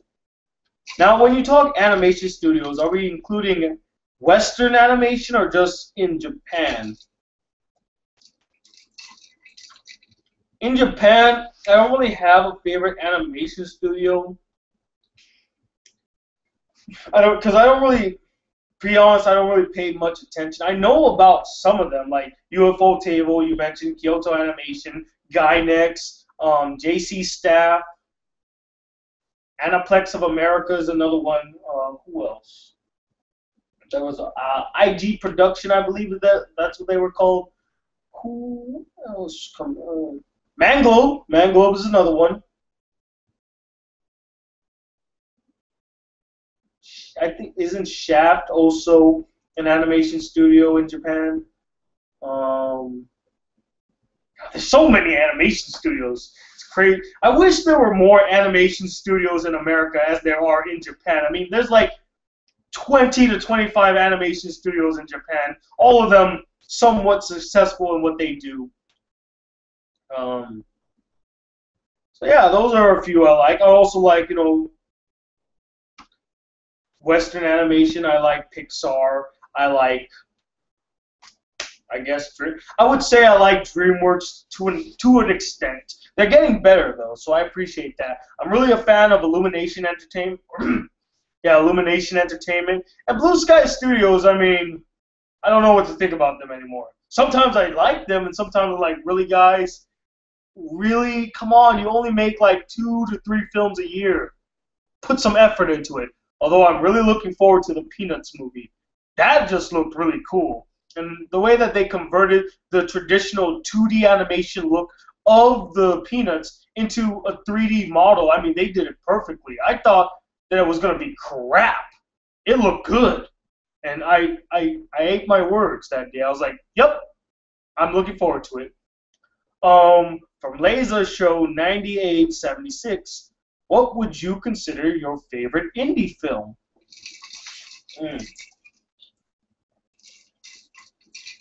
That's really hard because I don't really watch a lot of indie films.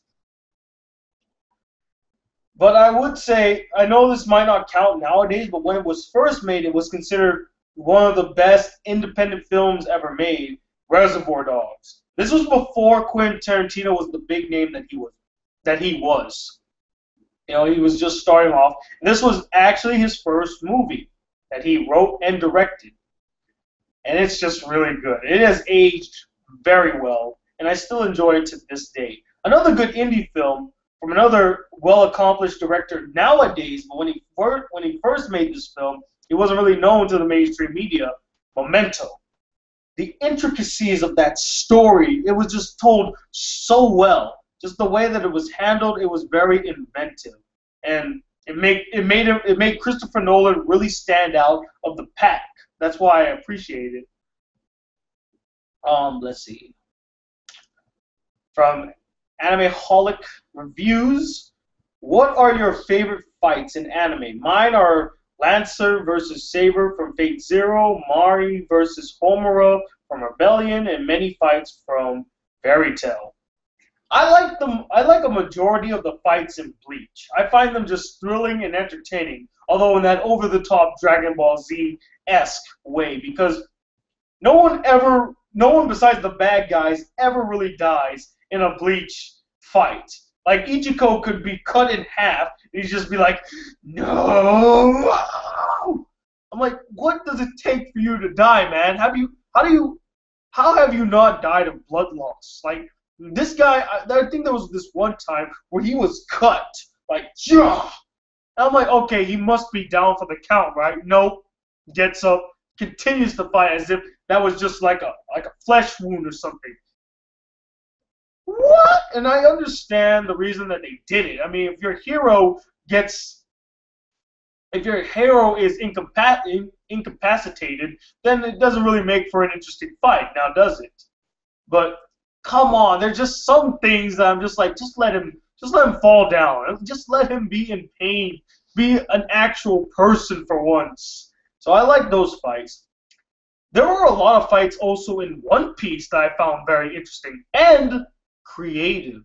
One thing I give praise to One Piece is that they have a lot of creative fights. Some do drag on, but again, they're very creative. I respect creativity when it comes to fights. And it doesn't get any more creative than fights in One Piece. Naruto has some good fights here and there. What's that one anime? Kill la Kill has some cool fight scenes as well. What else? I can't, in all honesty, say I liked fight scenes in Dragon Ball Z, at least the old ones. I remember now. Yu Yu Hakusho was actually the first anime that I saw where I fell in love with every single fight. Like, there's not a fight in that show that I was just like, no, I didn't like that fight. That fight was bullshit. I thought all the fights were really well done. There was only one scene that happened after a fight happened where I was just like, that's a bit silly. Why they do that? But I digressed from it. I still really enjoyed it. All right, moving on. This is from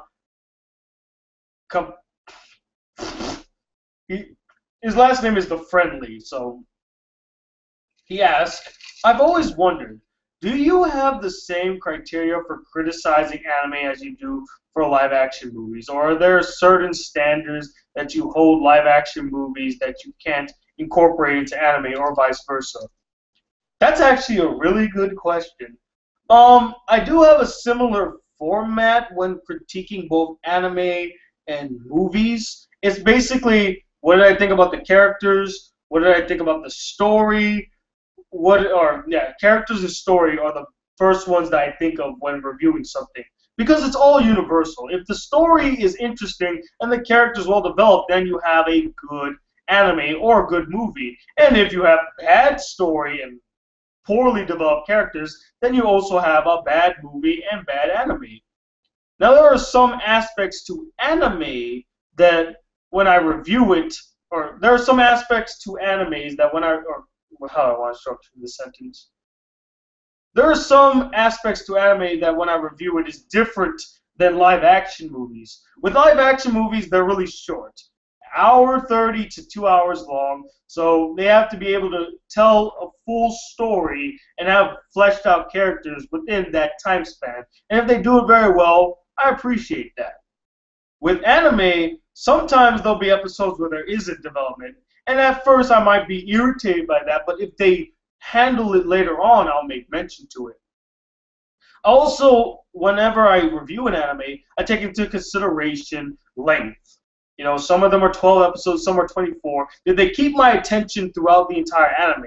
You know, if a story is good enough, it can hold an anime together. If the story kind of crumbles in on itself, I make mention to that. And I feel like most of my anime reviews, the reason that they're so long is because I go into great detail because there's more to talk about in an anime than there is in a 2 hour long film.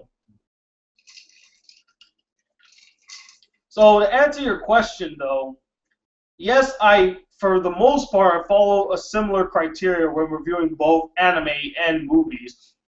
But there are some exceptions, like with anime, that I don't use when reviewing a movie. Like I might also mention animation. Was the animation good? Now I might mention that as well in an animated movie. But what you said live action movies, so that's something very different. That when I critique an anime, I take into consideration the animation and the visuals. So I guess yeah, that's how I'm gonna put it. What else do I consider differently? No, I think that's it. They follow a similar format, just that I feel like I go more in depth with anime than I do with films. All right, moving on. Uh, anime loving back, anime loving backpacker. You know, Tony, you deserve a vacation. After all the stuff you've been doing, why don't you take a break? 1 week vacation wouldn't hurt. Many people are starting to go back to school, so if you decide you need a break from reviews while everyone is getting into the groove of education, no sweat. We'll be here when you come back. Big hugs.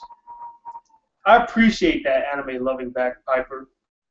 I wouldn't mind taking a break. It's just that I feel like sometimes I just feel like I don't do a lot of work. Like sometimes I do, and sometimes I feel like I just sit on this couch and I just watch like 15 episodes of Family Guy. So in a sense, I do have a break. I do take vacations. Like, I don't force myself to do these reviews. I just do them because, one, I really enjoy doing them, and I love hearing from you guys as well. And that's never a bad thing for me. But who knows? Maybe I might take a vacation.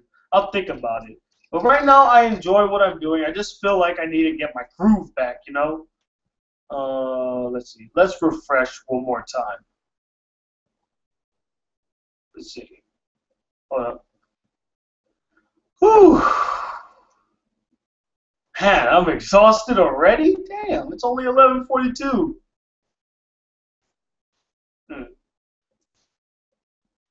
Let's see. Hey, Tony, have you ever watched any reverse harems? What's your favorite, if so? I've watched two, to my recollection, both Fruits Basket and Or on High School Host Club. And I know what you're all going to say. Fruits Basket's not a reverse harem. Yeah, let me think. It's a girl, and she lives in a house with 3 guys, and mostly interacts with guys.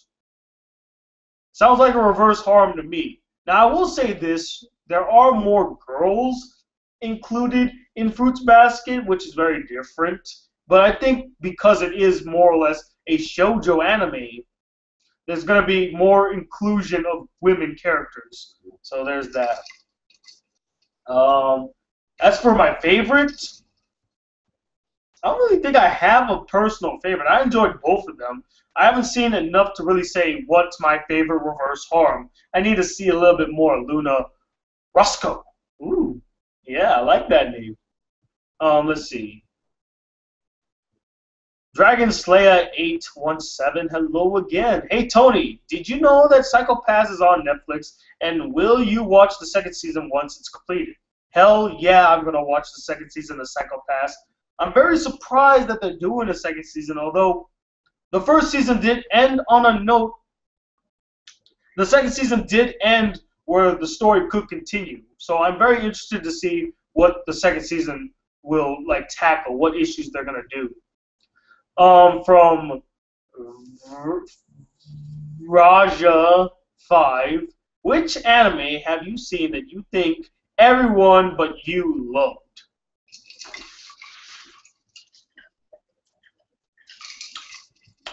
Noragami comes to mind. I got a lot of hate for that. I reviewed Noragami this year for Action Month, and I didn't hate the anime. I just didn't love it as much as everybody else did. I thought it was just a decent anime, and it has potential to be something great.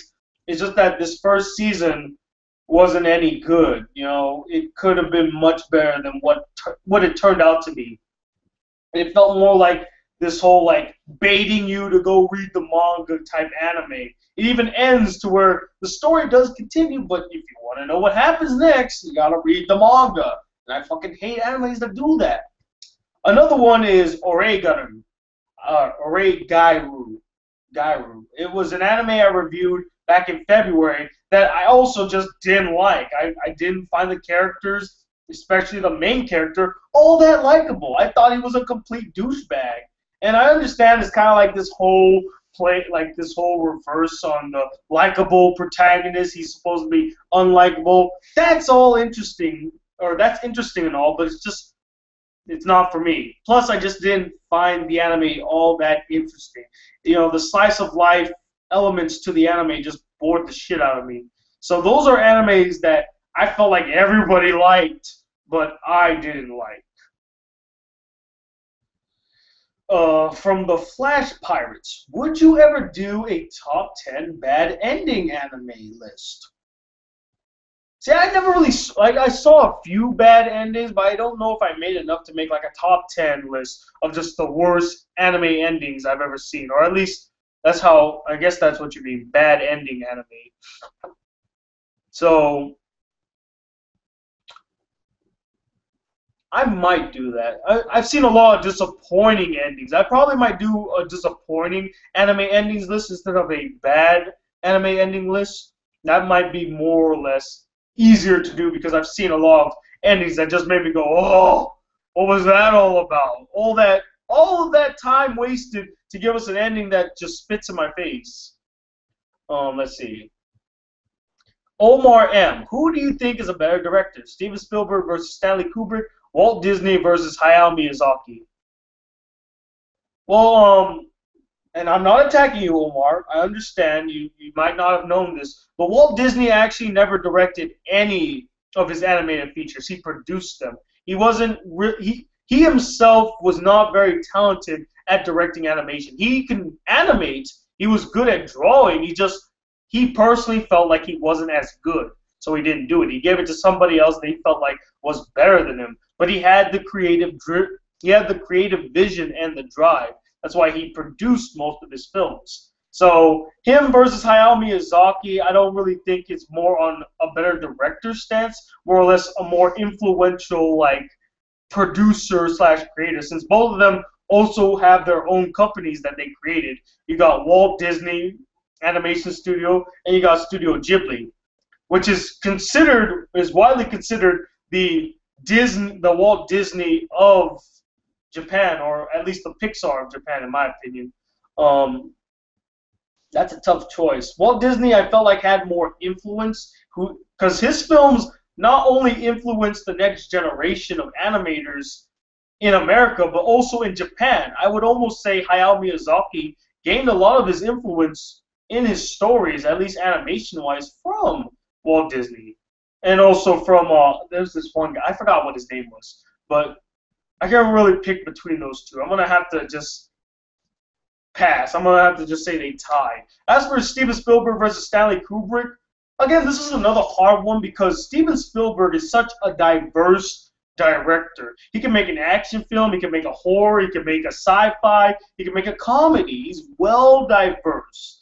But as a true auteur, like a great director, Stanley Kubrick, I feel like, beats him. He just makes he makes better and more well-structured films. And the fact that Stanley Kubrick only made 13 films in his life and is still widely considered one of the most influential directors of all time, that's saying a lot. Not condemning, Steven Spielberg or anything. Guy is still influential. I love the guy. Again, very diverse, and I love his films. But I feel like Stanley Kubrick stands out as being a bigger influence, at least when it comes to people that aspire to be great directors. Oh shit! You're so right, Salaro. I forgot about the fights in Bento. Those are really good too. Thanks for bringing that up. Um, from Bulletproof oh, much. Oh, Power Pause is meowing. Sorry for posting this so often, but I really want to hear your opinion on this. What do you think about the game anime like Saki and Shion no U? I never played the game or saw the anime, so I don't really have an opinion on it. Sorry about that, Bulletproof.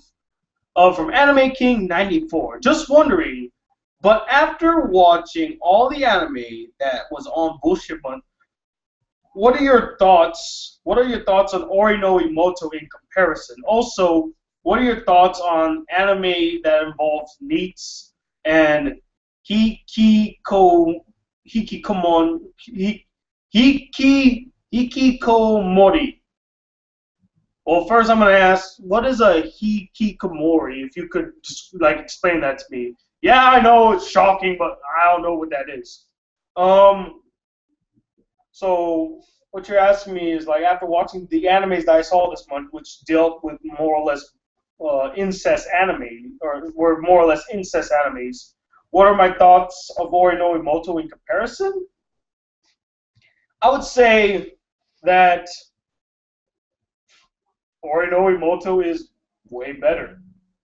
I mean, not only was the story in Ori no Imoto a little more interesting in my opinion, but the characters in there were fun. Yes, I don't like the fact that the brother and sister are forming an incestual relationship. It doesn't, that's always going to be an issue for me.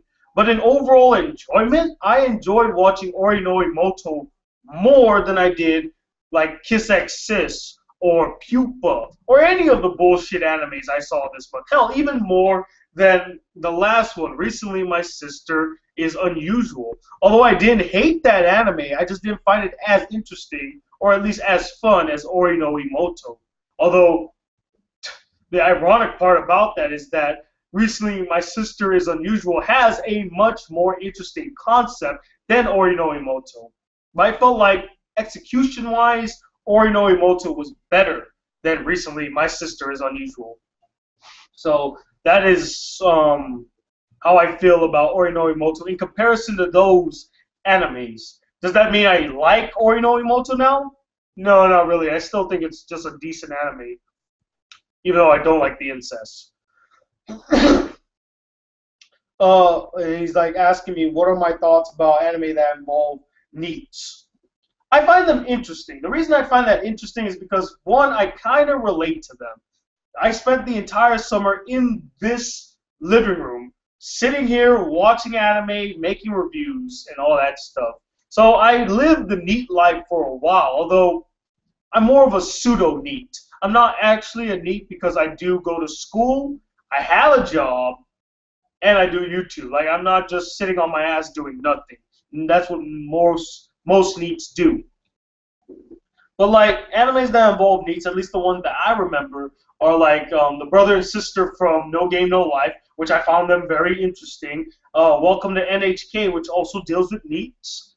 Another one that actually involved NEETs prevalently was Eden of the East. In fact, one of the NEETs played a pivotal role in the anime, and I liked how he kind of got off his ass and actually did something that was interesting. And then he was no longer a NEET. So I don't hate them. I find them very interesting. Okay, let's see. So we got 7 minutes until 12 o'clock, guys. So be sure to post all the questions that you have right now. I'm about to wrap this all up. Hopefully I didn't bore any of you with my ramblings. Oh, Oron Princess is back. It's me again. If you had to choose 5 anime to recommend to everyone, what would it be? Sometimes I wish I was just on a live set right now so that I could just like, audience, what would I say? But if anybody knows me, like truly knows my taste, the one anime I would always recommend to anybody I meet, like the first anime I would say, School Rumble. Fucking love School Rumble. It's one of the best animes I've ever seen. Well put together, the humor is spot on, the drama scenes are handled very well, the characters are memorable and very likable, the story interesting, the animation solid, and the music is just great. Both the opening, the ending themes, all the music in between. It's just a really good anime. And the voice acting is solid in both the Japanese dub and the English dub.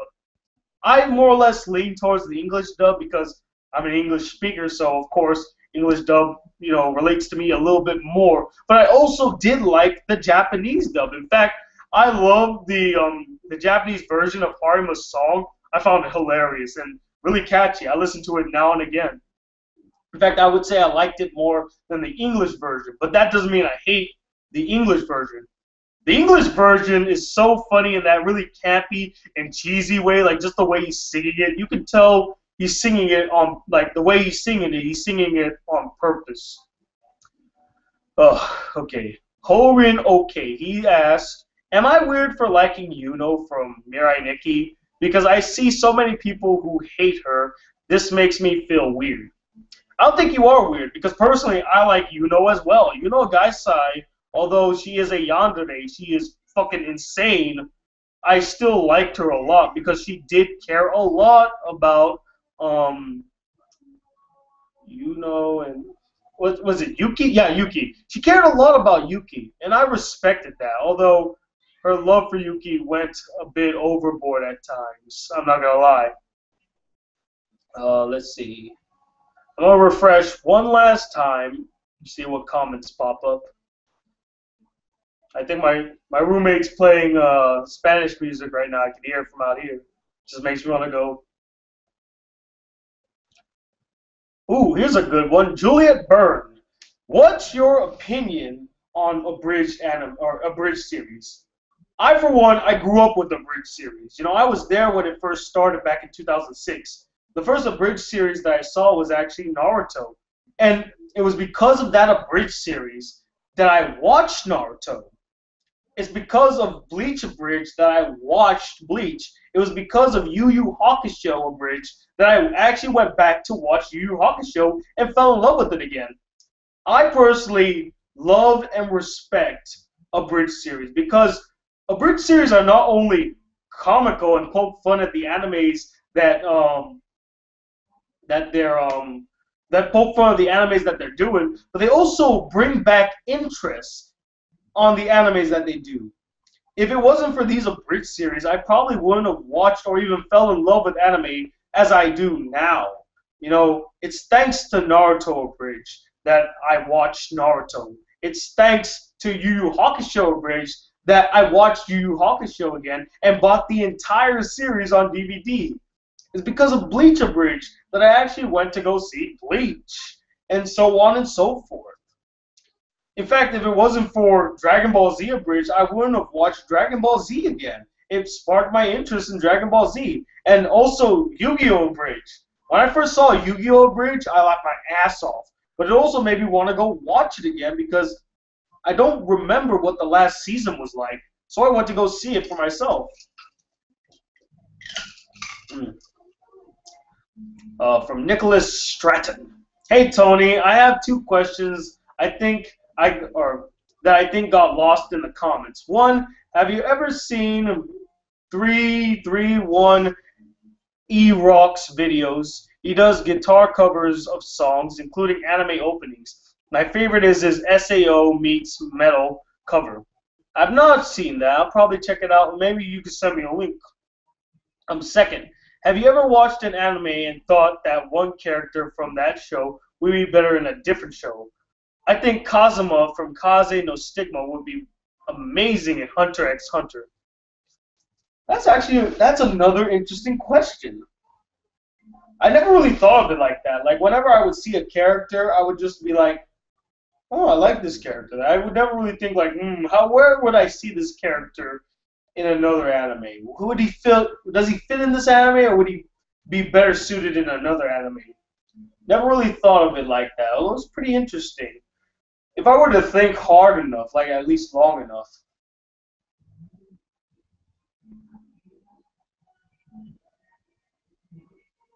Nope, Nothing comes to mind on that. Let's see. Favorite intro song in an anime? That's way too hard, Captain Henderson.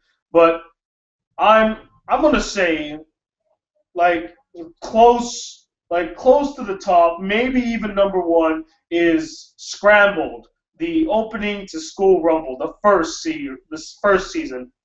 Still one of the most catchiest songs I've ever heard, and I enjoy it a lot. I would almost say the only song that kind of rivals it is Perfect Area Complete from Baka and Test. Another song that the minute I heard it, I was like, oh my god, this is great. Um, you didn't bore us, quite the opposite. Oh, well, thank you. Let's see.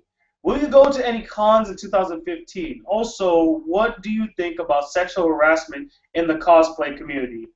That's actually been a big issue since cosplay was born. I personally hate the whole sexual harassment in the cosplay community. And I don't think, guys, real talk between us. I know my time is up, but I have to say this. Just because a girl dresses provocatively does not mean you can hit or cat holler at her or say things to her in an inappropriate way. They're not dressed like that for you to ogle at them. It's because that's how the character is dressed. Now that's not to say that all of the girls dressed like that, don't want to be, the eye candy stuff. Some of them do. They dress up like that to get attention, but others they dress up like that just because that's how their character is dressed up, and they really like that character. That's why they want to dress them. So the way I would say this is, if you see a girl that's dressed up in a cosplay that's a bit provocative, I always say this. How would you say that if that girl was your girlfriend? Like, what would you say? Think carefully, because you just might say the wrong thing, and it will piss them off. I wouldn't say anything to somebody that I wouldn't say to, like, somebody I really respected or I really, really liked. I wouldn't say, "Damn, baby, you got a fine ass." I would never say that.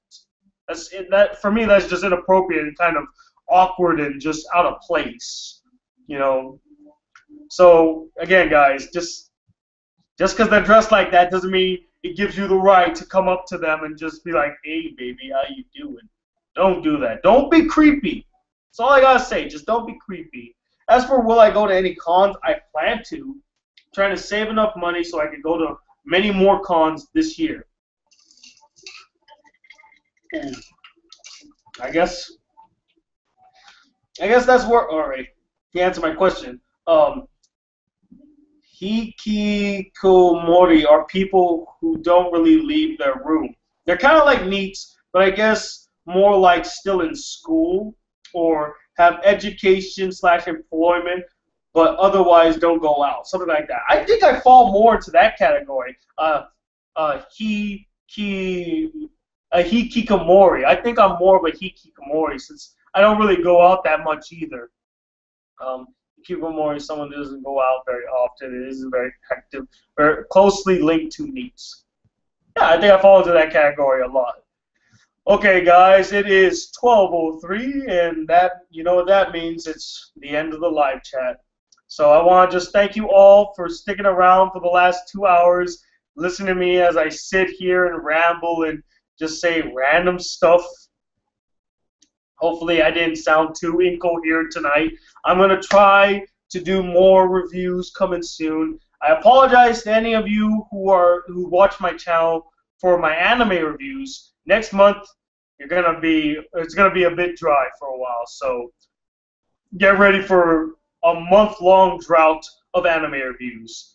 But again, thanks guys for watching. Stay tuned for my top 10 list. One comes out tomorrow, literally 12 hours from now. It'll be out, so stay tuned for that, and stay tuned for the next one tomorrow. I feel like I'm repeating myself or something like that. But anyway, thank you guys for watching, and until then, guys, Hit that subscribe button if you're new to my channel. Welcome to the Black Critic Guy. Like this video if you really enjoyed it, and go check out my other videos on my channel. And I'm Tony Water II, the Black Critic Guy. Till then, peace, YouTube. Bullshit month is over.